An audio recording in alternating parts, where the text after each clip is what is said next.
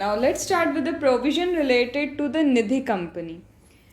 निधि company central government जो है, central government by notification notify करती है कि किसी कंपनी को निधि कंपनी या फिर म्यूचुअल बेनिफिट सोसाइटी नोटिफाई किया जा रहा है.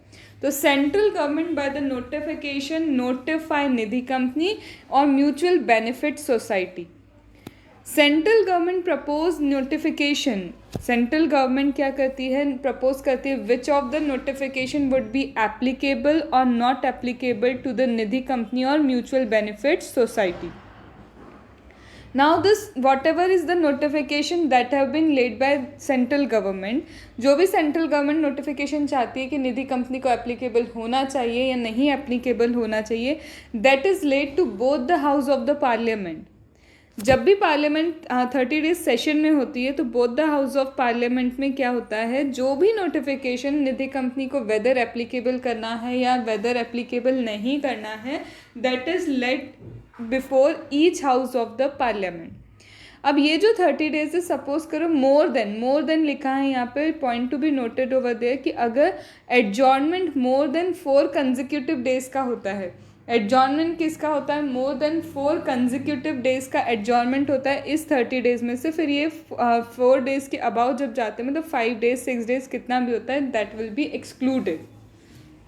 तो इसका मतलब निधि कंपनी या म्यूचुअल बेनिफिट सोसाइटी, निधि कंपनी या म्यूचुअल बेनिफिट सोसाइटी, ये किसे कहा जाता है, सेंट्रल गवर्नमेंट नोटिफाई करता है, सेंट्रल गवर्नमेंट इनकी नोटिफिकेशन प्रपोज करता है, और जो भी नोटिफिकेशन होंगे, whatever is the notification that is laid before both the house of the parliament, parliament के सामने both the house of parliament में इन्हें रखा जाएगा when it is in session 30 days. इसमें अगर more than consecutive 4 days, more than है, again saying this thing, more than 4 consecutive days तक यहाँ पे अगर एडजॉर्नमेंट होता है तो that will be excluded from the 30 days. Then what is the definition of Nidhi company. तो company incorporated as a Nidhi company, company incorporated as Nidhi company with an objective, इनका objective क्या है, the company that is incorporated as a Nidhi company with an objective to cultivate the habit of thrift and saving among the members, to cultivate the habit of thrift and saving among the members, accept deposit from and lend to, accept deposit from and lending to its member for mutual benefit, and lending to the members for mutual benefit, lending to the members for what, lending to the members for mutual benefit. So यहाँ पे 2 चीज़ें याद रखना, company incorporate हुई है as a Nidhi company, the company incorporated as a Nidhi company with the object, जिसका object क्या है, object to cultivate the habit of thrift and saving among the members, accepting deposit from the members and lending to the members for their mutual benefit, and comply with the central government rules, and complying with what, central government rule. ये Nidhi company की definition है, as it is यही, company incorporated as a Nidhi company with the objective to cultivate the habit of thrift and saving among the members, accepting deposit from and lending to the members for their mutual benefit, and complying with the rules of central government. Nidhi company की ये जो rules हैं, और जो भी rules अभी यहाँ पे रूल 2019 के जो रूल्स हैं निधि कंपनी के, ये जो रूल्स हैं ये किस किस कंपनी पे एप्लीकेबल होते हैं. तो निधि कंपनी के रूल्स अप्लाई होंगे टू द कंपनी डिक्लेयर्ड निधि, जो 1956 के अकॉर्डिंग कंपनी डिक्लेयर हो चुकी निधि कंपनी है, जो कंपनीज एक्ट 2013 के अकॉर्डिंग डिक्लेयर हुई है कि ये निधि कंपनी है. The company that work in the line of a Nidhi company, company that works in the line of Nidhi company, company working in the line with the Nidhi company either applied for notification or have not applied, apply किया है कि हमें notify कर दो as a Nidhi company but still waiting for the notification, या फिर अभी apply ही नहीं किया है, या फिर वो incorporate he under section 406 of companies act 2013 incorporate he Nidhi company की तरह हुई है. तो किन किन को रूल्स लगेंगे, कंपनी, वो कंपनी जो 1956 में डिक्लेयर हुई है निधि कंपनी, जो 2013 में निधि कंपनी डिक्लेयर हुई है, जो इनकॉर्पोरेट ही निधि कंपनी की तरह हुई है सेक्शन 406 में, या फिर working in the line of Nidhi company either applied and waiting for the notification or has not applied for the notification. अब Nidhi rules 2019, keeping the base Nidhi rules 2019, अगर कोई कंपनी इनकॉर्पोरेट हुई है या फंक्शन कर रही है इन the line of Nidhi company, अगर कोई कंपनी आइदर इनकॉर्पोरेट हुई है एज अ निधि कंपनी और function in the line of Nidhi company before this rules, in rule के आने से पहले ही कंपनी इनकॉर्पोरेट हो चुकी थी या function in the line of the Nidhi company इस रूल के आने से पहले, तो इसे NDH4 एक क्या है, इनका फॉर्म है जो भरना होता है, बताना होता है कि भाई हम निधि कंपनी हैं। तो जो कंपनी इनकॉर्पोरेट हुई है निधि रूल्स आने से पहले या वर्क कर रही थी इन the line of the Nidhi company ये निधि रूल्स आने से पहले, तो यहाँ पे क्या है, यहाँ पे टाइम मिलेगा 1 year from the date of incorporation और 9 months from the date of commencement of rule. 1 year from the date of incorporation, 1 year from the date of incorporation और 9 months from the date of commencement of rule whichever is later. पहले वालों को इसका मतलब निधि rule आने के बाद 9 months मिलेगा और 1 year from the date of incorporation तो है ही, विच एवर इज लेटर। अब कोई कंपनी, सपोज कोई कंपनी इनकॉर्पोरेट हुई है on after the commencement of rule, company on after the commencement of rule incorporate हुई है, तो जो company on after the commencement of rule incorporate हुई है तो उन्हें भी NDH4 देना होगा। They are also required to file NDH4, लेकिन इन्हें अब सिर्फ 60 डेज के अंदर देना होगा। अब ये 60 डेज क्या है, विद इन 60 डेज NDH4 देना होगा from the date of expiry of, from the date of expiry of 1 year from date of incorporation or extension granted by regional director। 1 year from the date of incorporation या फिर जो भी extension regional director ने दिया है वो 1 year from date of incorporation और extension granted by the regional director, यहाँ से विद इन 60 डेज इन्हें क्या देना होगा, NDH4 देना होगा। एक्सपायरी होने से 1 year या एक्सटेंशन की एक्सपायरी से 60 डेज के अंदर NDH4 देना होगा। अब कुछ कंपनी ऐसी होगी जो ऑलरेडी क्या है, इनकॉर्पोरेट हो चुकी थी, डिक्लेयर हो चुकी थी निधि। कुछ कंपनीज हैं जो अभी इनकॉर्पोरेटेड हो चुकी थी, कंपनी ऑलरेडी डिक्लेयर्ड निधि, कंपनी को ऑलरेडी क्या डिक्लेयर कर चुके हैं, निधि कंपनी डिक्लेयर किया हुआ है, तो उन्हें भी NDH4 कंप्लाई करना है, उन्हें भी NDH4 देना होगा within 9 months from the commencement of rule. जो ऑलरेडी निधि रूल्स के टाइम पे थी उन्हें क्या करना है, 9 months from the commencement of rule देना होगा। जो पहले थे 1 year from the date of incorporation और 9 months from the date of commencement of rule whichever is later, जो जस्ट पहले इनकॉर्पोरेट हुई है। जो ऑलरेडी थी उन्हें भी 9 months from the date of commencement of rule देना है। जो बाद में उन्हें within 60 days from the date of commencement from 1 year from the incorporation या एक्सटेंडेड टाइम उसके 60 डेज के अंदर देना होगा।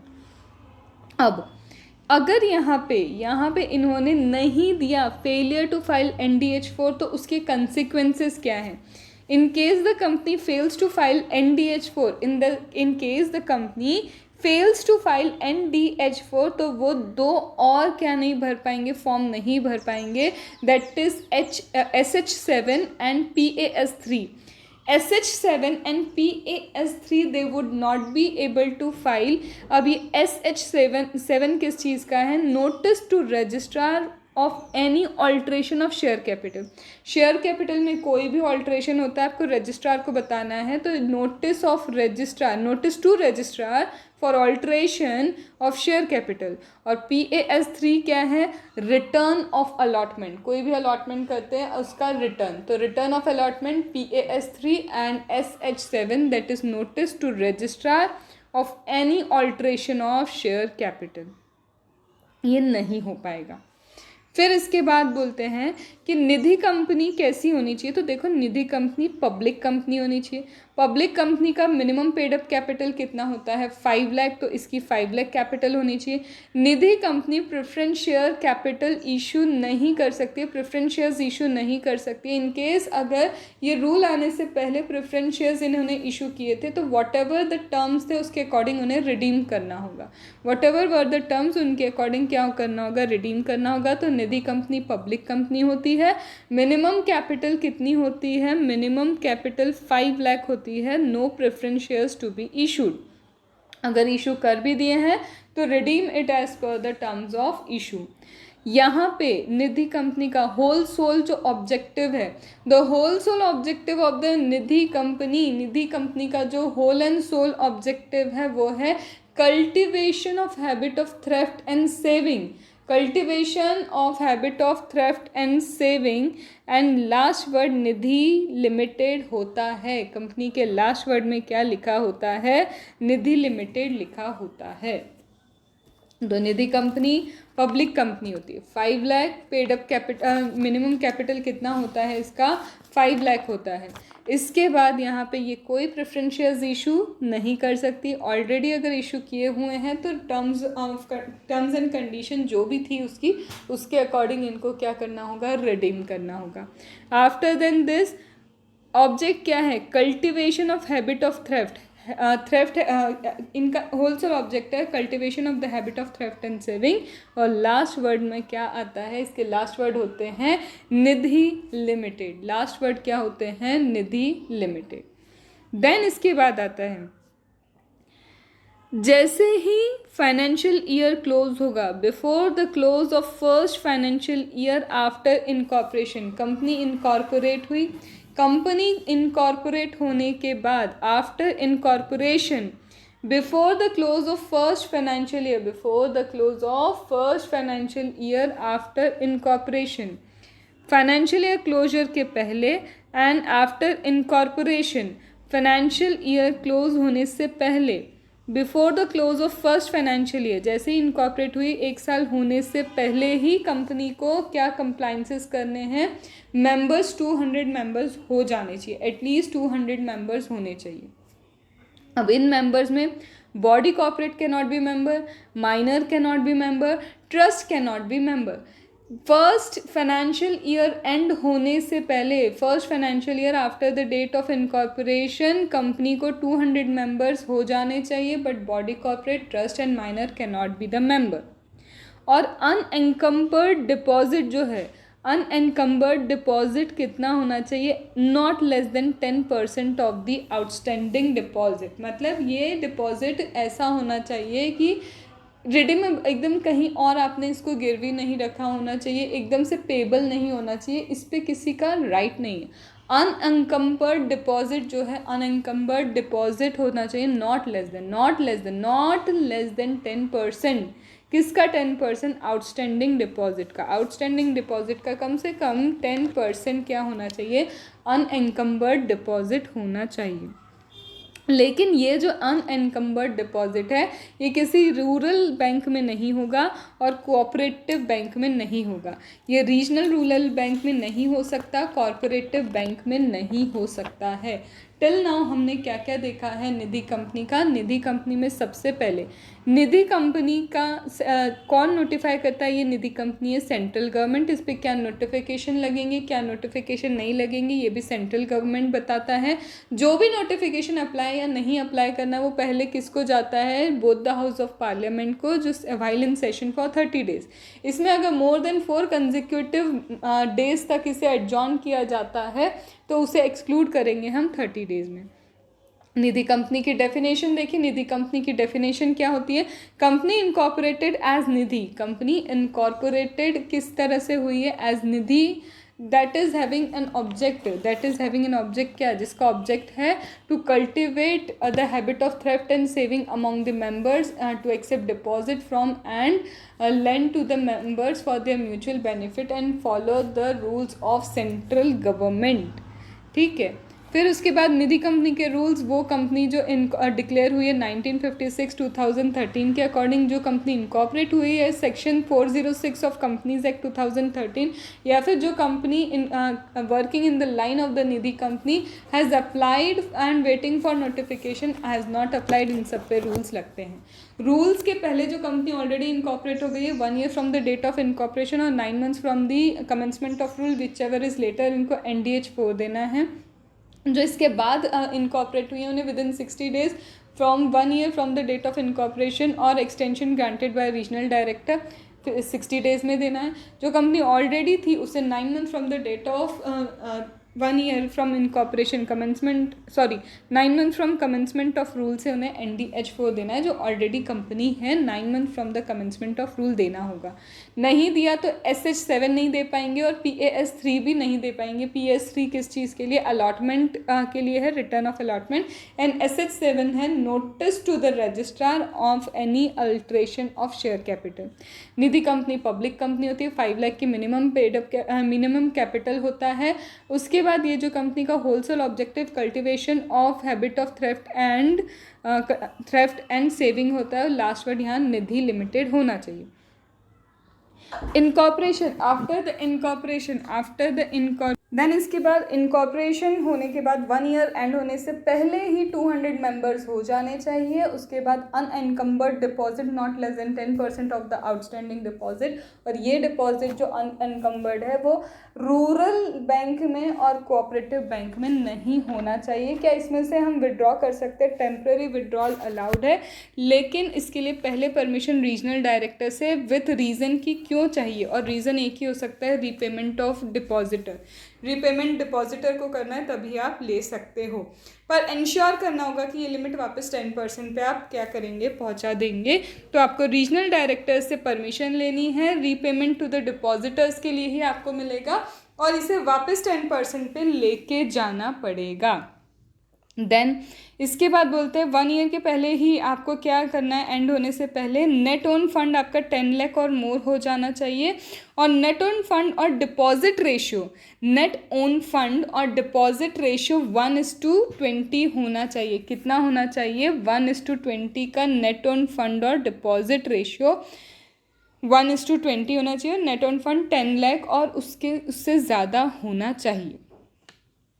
अब सपोज निधि कंपनी 200 मेंबर्स नहीं कर पा रही या फिर 1:20 का रेशियो नहीं कर पा रही है, Nidhi company unable to do the deposit of 200 members या रेशियो 1:20 का नहीं कर पा रही है, तो within 30 days from the close of the first financial year, जैसे ही फर्स्ट फाइनेंशियल ईयर क्लोज होता है, फर्स्ट फाइनेंशियल ईयर क्लोज होने के बाद उन्हें अप्लाई करना होगा रीजनल डायरेक्टर को NDH2 में, अप्लाई करना होगा रीजनल डायरेक्टर को NDH2 फॉर्म में फॉर एक्सटेंशन। अगर रीजनल डायरेक्टर सेटिस्फाई है तो within 30 days from the receipt of application receive होने के बाद विद इन 30 डेज वो ग्रांट करेंगे एक्सटेंशन फॉर 1 ईयर।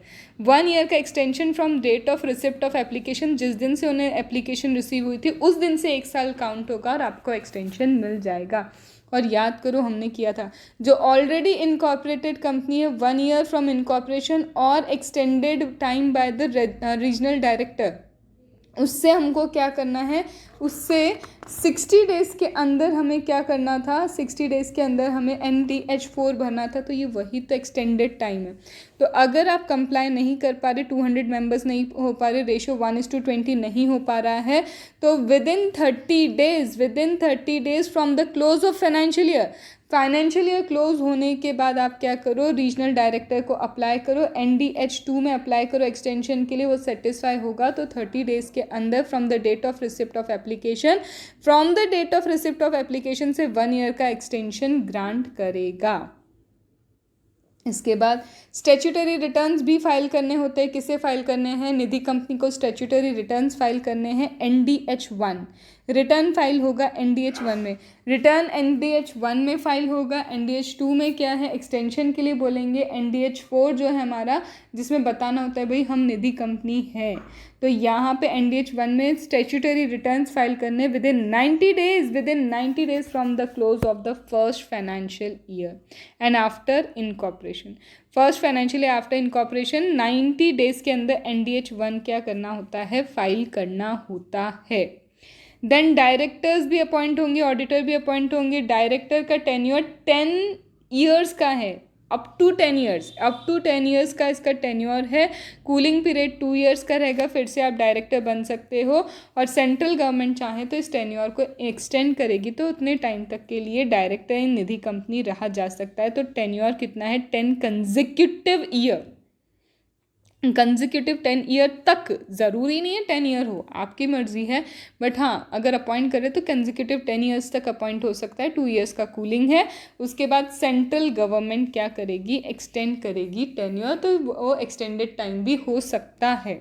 ऑडिटर की बात करें तो 5 कंजिक्यूटिव ईयर, ऑडिटर की बात करें तो अप टू 5 कंजिक्यूटिव ईयर्स तक टेन्योर हो सकता है। एक टेन्योर 5 कंजिक्यूटिव ईयर का है। आप इंडिविजुअल हो तो एक टेन्योर है, आपका फर्म हो तो 2 टेन्योर तक रह सकते हो। ऑडिटर को एवरी ईयर फर्निश करना होगा एक सर्टिफिकेट, निधि कंपनी के रिस्पेक्ट में ऑडिटर एवरी ईयर एक सर्टिफिकेट फर्निश करेगा that the company has complied with the rules of central government और company has not complied with the rules of central government. तो auditor क्या करेगा, एवरी ईयर एक certificate issue करता है। Every year auditor certificate issue करेगा whether the Nidhi company has complied with the central government rule और has not complied with the central government rule. Then coming to some other point, dividend. Nidhi company क्या dividend declare कर सकती है? Definitely Nidhi company dividend declare कर सकती है, but not exceeding 25%। Nidhi company 25% से ज़्यादा डिविडेंड डिक्लेयर नहीं कर सकती है। और अगर मोर देन 25% डिविडेंड डिक्लेयर करना है, if more than 25% dividend declare करना है तो कुछ कंडीशंस है, वो सारी की सारी ऑल 4 कंडीशन फुलफिल करनी है। मस्ट लर्न दिस, क्योंकि इस पे क्वेश्चन डेफिनेटली अगर निधि कंपनी आता है तो this question is most asked question. तो अगर डिविडेंड डिक्लेयर करना है तो नॉट एक्सीडिंग 25%, लेकिन अगर 25% से ज़्यादा एक्सीड करते हो तो सारी कंडीशंस फुलफिल करो, जिसमें सबसे पहला है higher amount to be approved by regional director and reason to be recorded in writing. क्यों 25% से ज़्यादा डिविडेंड देना है, ये रीज़न इन राइटिंग लिखना होगा। This reason should be recorded in writing and approve by regional director. Second, whatever is the amount you want to pay as dividend that should be transferred to general reserve। General reserve में वो amount आपको क्या करना होगा, transfer करना होगा। तो reason to be recorded in writing, approve by regional director, that amount to be transferred to general reserve. Then third, no default, the company has not done a default in payment of, in repayment of mature deposit. भाई mature deposit और interest के repayment करने में default कर रहे हो, इधर से डिविडेंड तुमको इतना बांटना है, ऐसा नहीं होता है। तो no default in repayment, no default in repayment, no default in the repayment of mature deposit and interest, no default in repayment of mature deposit and interest. And company क्या करेगी, यहाँ पे कंप्लाई करेगी all the rules applicable to Nidhi company. ये चारों condition सबसे पहले regional director को लिख के दो, उसके बाद यहाँ पे इन राइटिंग क्या करना होगा, लिख के देना होगा, जनरल रिजर्व में ट्रांसफ़र करना होगा। डिफ़ॉल्ट इन रीपेमेंट नहीं होना चाहिए, मैच्योर डिपॉजिट या interest, no default in repayment of the mature deposit interest.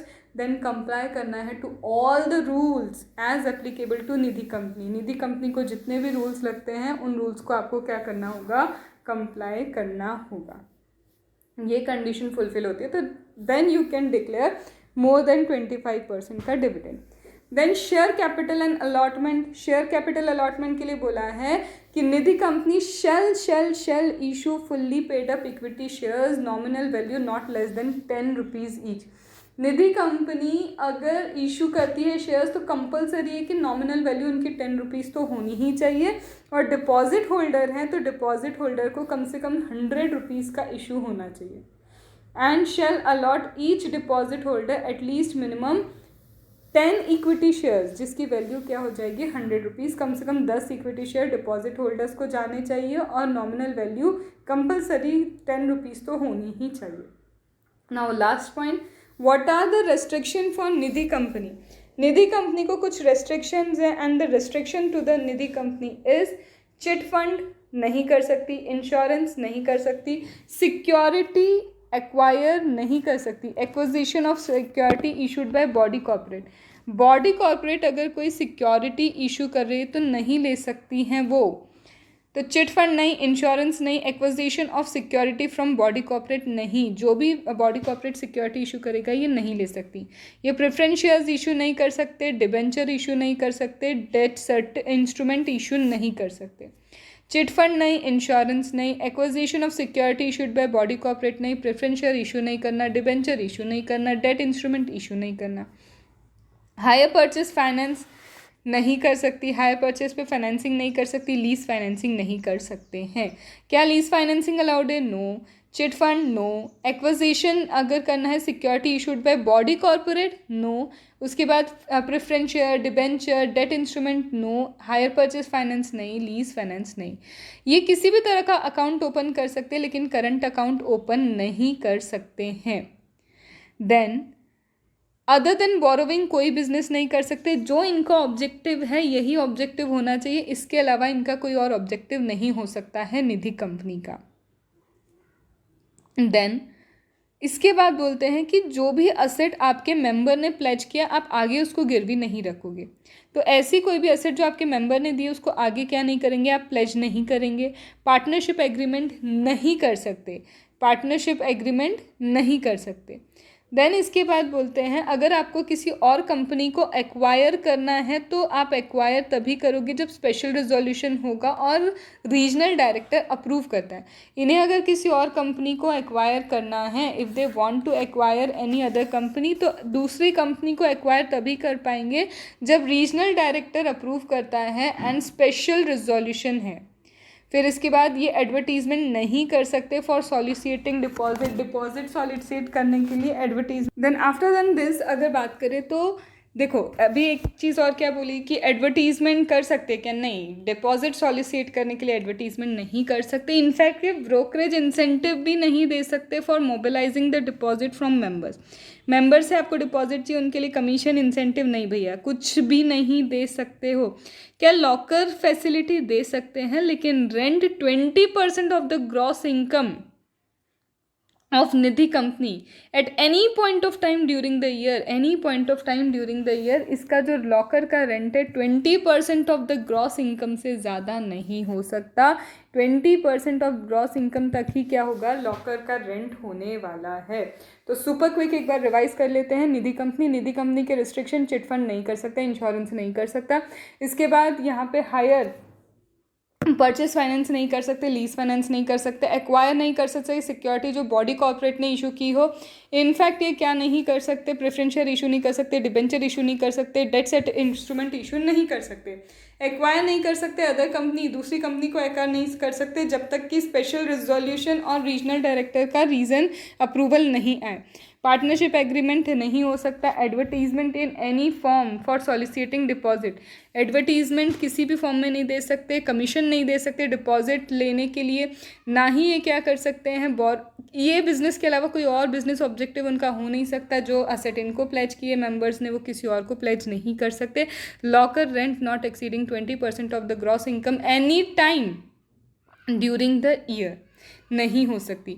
Open कर सकते हैं अकाउंट बिल्कुल, लेकिन करंट अकाउंट ओपन नहीं कर सकते हैं, ये याद रखना. और अदर कंपनी को एक्वायर करने के लिए फिर से बोल रही हूँ स्पेशल रिजोल्यूशन और रीजनल डायरेक्टर का अप्रूवल चाहिए. नोट्स ऑफ दिस चैप्टर, छोटू सा चैप्टर है, बहुत है छोटा, लेकिन ये लर्न करवाने में हाफ एन आवर गए हैं. इस चैप्टर के notes you will find on my Telegram channel. बहुत क्लीनली और जहाँ जहाँ डायग्रामेटिक प्रेजेंटेशन देना है वो दिया है. कोशिश करना इसे छोड़ना नहीं क्योंकि इंस्टीट्यूट मिसलेनियस प्रोविजन से क्वेश्चन पूछता है. So why to take a risk, ठीक है. तो hope this will be helpful for you. This is Ankita Arora from study made easy. Thank you.